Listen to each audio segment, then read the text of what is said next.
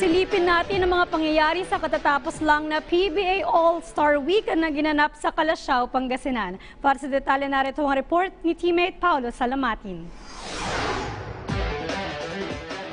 Ilang records ang binura ng katatapos lang na PBA All-Star Game na ginanap nitong weekend sa Calasiao, Pangasinan.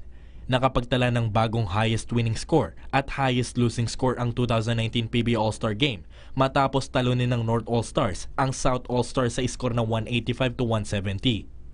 Bukod pa rito ay nakapaglista rin ng bagong record sa most 3-pointers made ang dalawang koponan sa kanilang pinagsamang 45 trays. Nakapaglista rin ng koponan ng kabuwang 38 dunks. Bawat 3-point basket at dunk na nagawa sa nasabing laro ay katumbas ng isang wheelchair na idodonate sa alagang PBA Foundation. Tinanghal na most valuable players sina Japet Aguilar at Arwin Santos na nag-ambag ng tig 34 at 32 markers. Highlight din sa laro ang annual dance performance na ipinakita ng dalawang koponan. Samantala, naagaw ni Magnolia Hotshot shooting guard PJ Simon ang 3-point shootout title kay Rain or Shine Elasto Painters wingman James Yap matapos itong magtala ng 17 points sa final round. Nagawa namang depensa ni Rain or Shine bigman Bo Belka ang kanyang titulo sa obstacle challenge.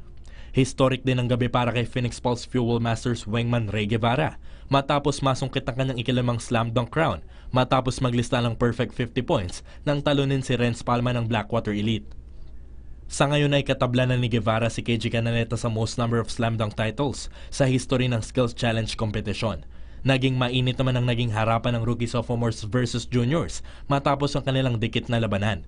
Sa pamamagitan ng buzzer beater ni Elasto Painters JV Mocon ay nagawang maiuwi ng rookie sophomores team ang kampyonato sa score na 141-140.